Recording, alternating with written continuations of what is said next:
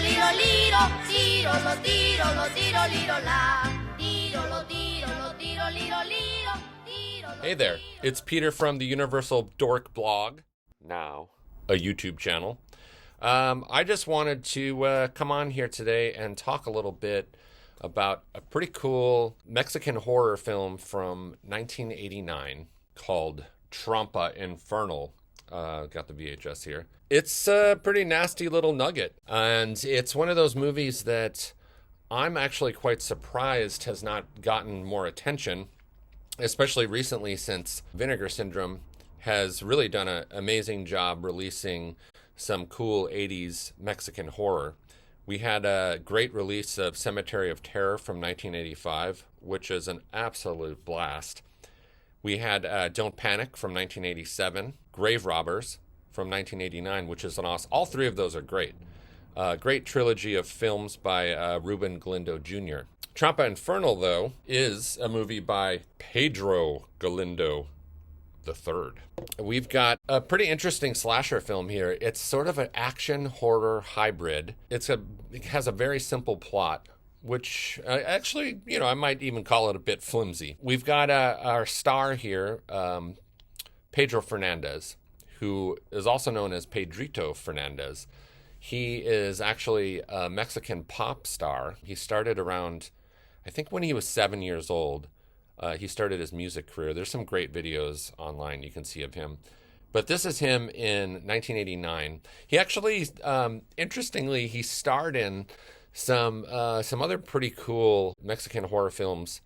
I think it was a little stretch there that he did. He also starred in something that I believe Vinegar Syndrome released recently, which is Vacation of Terror 1 and 2. He's in both of those. The second one is much better. I don't really see too much vacationing going on in those movies, but I mean, I would have personally added a little more family vacation aspect on there. I think they go out to some sort of house, but they discover an evil doll. Another movie that I wanted to mention from Pedro Galindo III, also starring Pedro Fernandez, is Panic on the Mountain, which I believe is also from 1989. So, wow, both Pedros very busy during that time with horror movies. It's got a great cover where they're in like a little one of those mine cars, sort of like Indiana Jones. I don't know what those are called, little mine shaft cars. And they're in it, and it looks like it's going to be kind of a wild adventure horror movie. But very disappointed on that one. Checked that out recently, tried tracking it down for a long time, finally got a copy of it, and pretty crappy story. I actually thought it was going to be a little bit of an Indiana Jones style horror adventure, which really excited me. Aside from Pedro Fernandez being in the movie and looking like a total hunk, it really doesn't have much going for it. It's got pretty bad special effects. Don't recommend that one. He's actually, I would say he's kind of like an 80s horror icon in my book, Pedro Fernandez, as well as a Grammy Award-winning artist. So he's in this movie, and he stars as Nacho. He's a pretty cool character. He's got a wonderfully glorious mullet that he showcases. His main gig here is that he is a hotshot paintballer, which is sort of an interesting thing, I think, in the 80s, especially, well, a lot of American movies sort of really glamorize paintballing for some reason. I'm not sure why. But we had movies in the 80s like Gotcha from 1986, which involved a young college kid who was sort of a paintball expert. And then we've got another pretty cool horror movie slasher, very similar to this actually, called The Zero Boys from 1986 from Nico Masterikis. That name, I'll never get sick of that. But The Zero Boys and Trampa Infernal actually have quite a bit in common. I would say plot-wise, they would make a good double feature. And then another great paintball movie, horror movie from 1987 is Master Blaster, which you got to check that one out too. That would pair well with Trampa Infernal. Here we've got a cool hybrid wilderness horror survival slasher movie with, I think the best part of this movie, besides Pedro Fernandez's amazing mullet and his obvious good looks, are the villain in this movie, The villain in this movie, I would say he's sort of a mix between Freddy Krueger and Rambo. So he's this Vietnam vet who's suffering from PTSD. The look of him is really interesting. He wears a glove like Freddy Krueger that, honestly, I mean, if I'm going to be honest here, he doesn't really use the slashing glove of his like Freddy does enough. It's an interesting glove. It's basically the same design, except his blades have like serrated edges on them. That's a pretty cool little nod to Freddy Krueger here. But also he's got this Rambo look. He's, in army fatigues. And the interesting thing about this guy's appearance is, with a good slasher, you want to have a good mask. And this guy's got a pretty ridiculous looking mask. It's sort of like if you took Owen Wilson's face and you made a mannequin display out of him, and then you cut his head off and made a mask out of it. This guy looks like he's wearing an Owen Wilson mask, and he's got some crazy blonde hair. He runs all over the place. He's a complete maniac. The plot here is ridiculously simple. So you don't really have to be paying too much fucking attention here to really grasp what's going on. I mean, there are subtitles, and it is a Spanish language horror film. So if subtitles bother you, which they shouldn't, I mean, come on, we got to explore the best of the best. Like, what were they doing in the 80s when we had sort of our slasher boom in the early 80s? And some people might argue, I still think there's good slashers in the late 80s as well. And even a few in the early 90s, before the whole Scream thing became the phenomenon that it is today still. But the plot here is very simple. You don't need to know much. It's basically Pedro Fernandez is a character named Nacho who has this paintball rivalry going on with his friend Mauricio. And at the very beginning of the movie, they kind of show them, in an intense action sequence where, of course, you think that they're using live ammunition. It ends up being paintballs. But you find out they have this sort of pathetic machismo rivalry thing going on. And they take it so far that they get together in this bar and they decide that the next way to figure out, who's the best of them and the most skilled outdoorsmen and marksmen is to go on a camping trip to an area in the wilderness of Mexico where there is apparently a ravenous bear on the loose that's tearing up the countryside. So they get their crews together. They go out into the woods. They do some exploring. There's some great camping scenes here. I mean, what is a good survival horror movie without a good campfire? And so they're out there looking for this bear, and they've got their whole crew with them. I mean, the characters in here are actually pretty good. They're all pretty colorful. Everyone's really dressed to the nines in cool 80s fashion. You got a lot of acid wash jeans, high-waisted jeans, super cool clothes. Being an owner of a vintage store here, I always appreciate and pay very close attention to what everyone's wearing. So that's a great aspect of it too. They bring their girlfriends with them who are all total babes. I mean, it's hard to compete with Pedro. They've got a solid crew. They're all sporting some really sweet 80s bathing suits. It's a lot of fun just looking at the clothes that they're wearing in this one. So yeah, they go on this trip thinking that they're hunting a bear, and soon they figure out they're being stalked by something else or someone else, which would be this particular maniac, the Owen Wilson mixed with Rambo and Freddy Krueger, upset as he's completely territorial of his space here.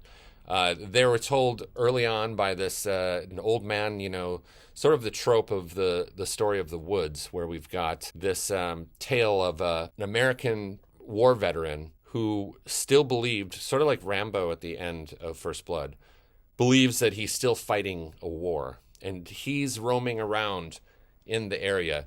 And Mauricio keeps the secret that he heard from the rest of the group. Well, it's too late, because this guy's here to fuck up their shit. And it sort of explodes into a game of cat and mouse. There's some pretty good kills in this one. There's some pretty good gunplay as well. I think at one point Pedro's running around with a Uzi or something. Of course, there's great locations, some really beautiful spots that they're hanging out in and hiding out in. as this guy stalks them. Lots of machismo here going on with these guys, which can be pretty hilarious. Even though it's got a flimsy plot, it doesn't matter. In fact, sometimes I really like a flimsy plot if I'm, hanging out with a group of friends and drinking too much, which this movie is absolutely perfect for. Trampa Infernal's kind of a party movie. So I highly recommend this one to watch with a group.